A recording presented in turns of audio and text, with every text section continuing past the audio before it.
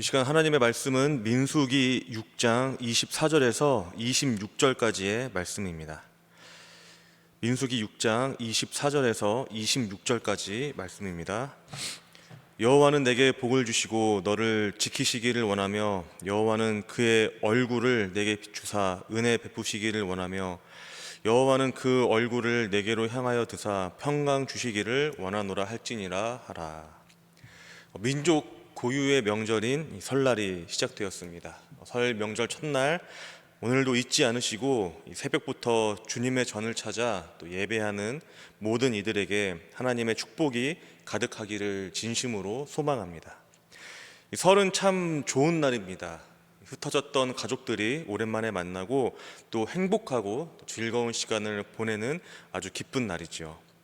기쁘고 행복한 시간 보내시기를 진심으로 소망합니다. 우리가 설날이 되면은 하는 인사가 있습니다.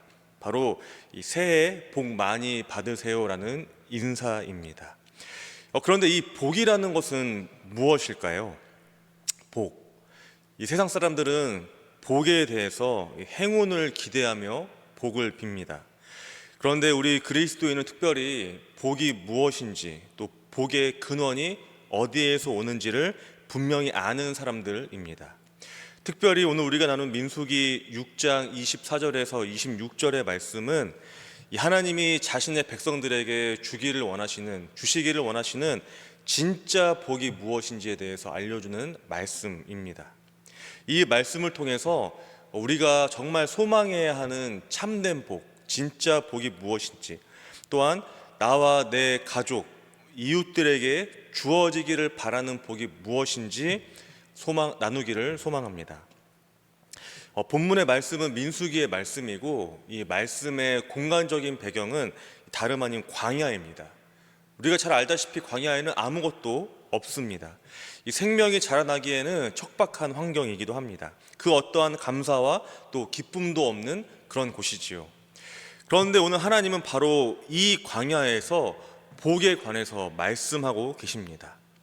특별히 이 말씀은 제사장들에게 너희는 내 이름으로 백성들에게 이렇게 축복하라 라고 가르쳐 주시는 이 아론의 기도이기도 합니다. 감사와 기쁨이 없는, 그야말로 아무것도 없는 이 광야에서 하나님은 왜 복에 대해서 말씀하신 것일까요? 정말 복과는 전혀 상관이 없는 이 광야에서 하나님은 왜 복에 대해서 우리에게 알려주고 계신 것일까요? 복이 무엇이라고 생각하십니까? 중국 음식점에 가보면은 복이 써 있는 것들을 많이 보게 되는데 좀 특이한 것이 있습니다. 무엇이냐면 이 복이라는 글자를 뒤집어서 이제 붙여 놓는데요. 왜 그렇게 하냐면 뒤집어진 그 복이라는 글자에서 말 그대로 많이 복이 떨어지고 그것을 많이 받기를 원한다라는 의미에서 이 복을 반대로 뒤집어서 붙입니다. 그러니까 말 그대로 복을 이제 받는 것으로 여기는 것이죠. 새해 복 많이 받으라는 것도 바로 이런 의미입니다. 내가 소망하는 것, 또 내가 받기를 원하는 것, 내가 예상하지 못한 정말 좋은 것이 나에게 주어지는 것, 그것을 바로 이제 복이라고 여기는 것이지요. 직장에서의 승진이나 사업에서의 성공일 수도 있고요.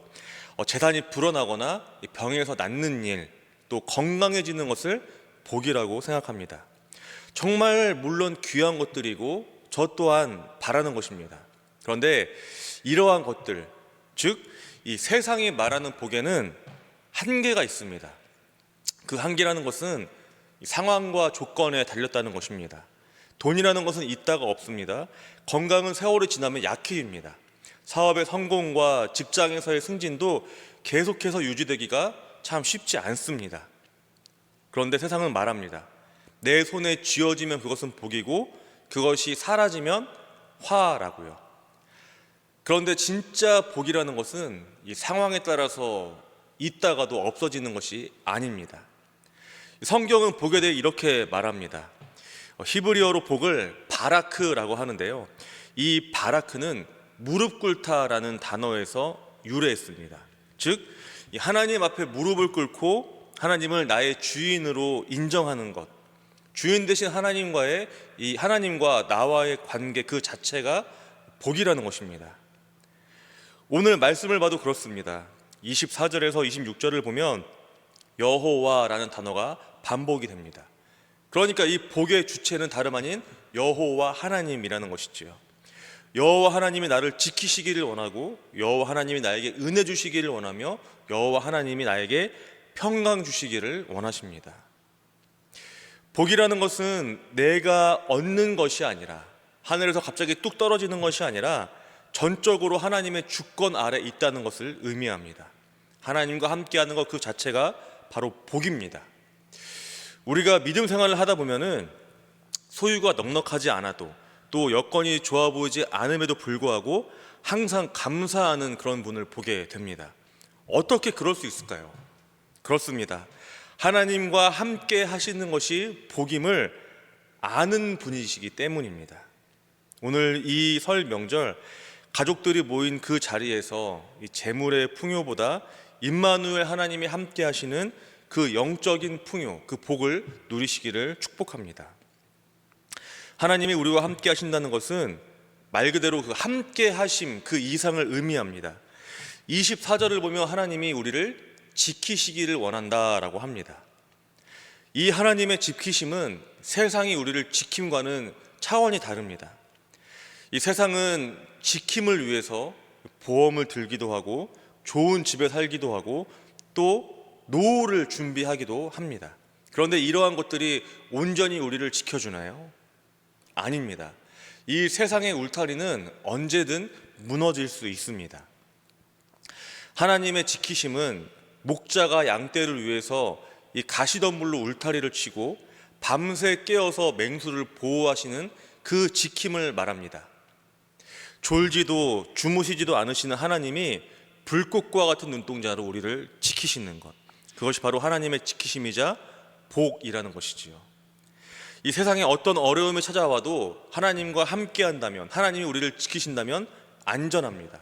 오직 하나님의 지키심 안에 거할 때에 가장 안전하다는 것을 믿으시기를 원합니다. 마지막으로 하나님이 주시는 그 복은 샬롬입니다. 하나님이 주시는 평안, 그것이 바로 복이라는 것이죠. 이 세상이 주는 편리와 편안함은 하나님이 주시는 평안함과는 비할 바가 되지 못합니다. 기술이 발달하고 또 이에 따라서 삶의 질이 향상이 됐지만 반대로 우울증과 불안장애와 같은 이 마음의 질병이 오히려 더 늘어나고 있는 것을 우리는 보게 됩니다. 시간이 지나고 또 세대가 흐르고 그 안에서 기술의 진보와 발전이 인간에게 편함을 주고 또 마음의 평안함을 줄 것이라 사람들은 예상하지만 실제로는 그렇지 않다는 것을 우리는 보게 된다는 것이죠. 편리하고 평안함은 세상에서 오는 것이 아닙니다. 이 하나님이 주시는 평강, 이 샬롬은 환경을 초월합니다. 파도가 휘몰아치던 그날 밤 예수님은 배 안에서 주무셨습니다. 제자들은 목숨을 걱정하며 이리 뛰고 저리 뛰며 혼란스러워했지만 예수님은 그 혼란한 상황 가운데서도 평안하게 주무십니다. 샬롬을 누리신 것이지요.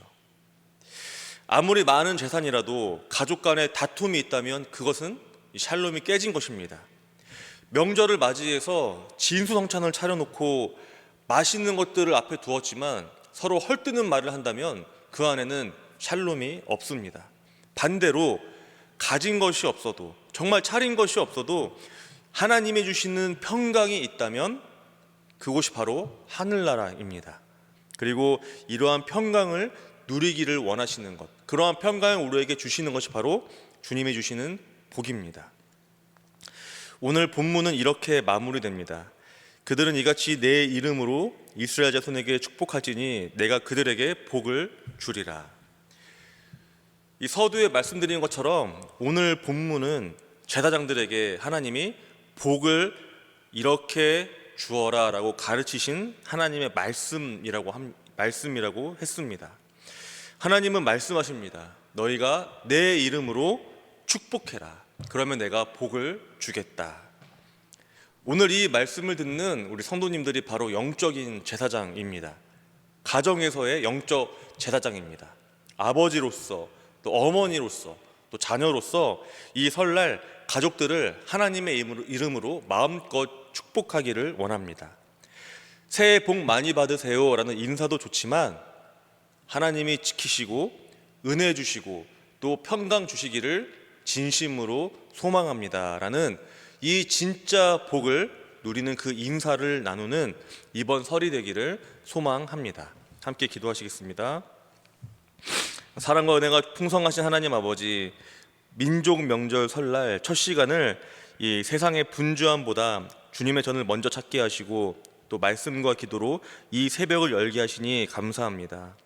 세상은 눈에 보이는 풍요와 또 편리함을 복이라 말하며 쫓아가지만 오늘 우리는 영원히 변치 않는 하나님의 약속을 붙들었습니다. 광야와 같은 인생길에서 졸지도 또 주무시지 않으시며 우리를 지키시는 하나님의 보호하심, 또한 자격 없는 우리에게 주시는 그 은혜와 또 세상에 줄 수 없는 그 평강이 오늘 주님께 기도하는 이 모든 성도들과 그 가정 위에 충만하게 임하여 주시옵소서. 고향을 오가는 길 가운데 안전사고 없게 하시고 또 오랜만에 만난 가족과 친척들 사이에 주님의 사랑이 흐르게 하옵시며 또한 혹여나 서먹한 관계가 있다면 십자가의 사랑으로 녹아지는 역사가 있게 하시고 또 믿지 않는 가족들에게는 우리의 섬김과 또 사랑을 통해서 예수 그리스도의 향기가 전해지는 그러한 귀한 시간 될 수 있도록 하여 주시옵소서. 주님, 이 시간 명절이 더 외롭고 쓸쓸한 이웃들이 있습니다. 기억하여 주시고 그들에게도 주님의 위로와 평강이 항상 함께하게 하여 주시옵소서. 이 모든 말씀 언제나 우리를 사랑하시는 우리 주 예수 그리스도의 이름으로 기도드립니다. 아멘.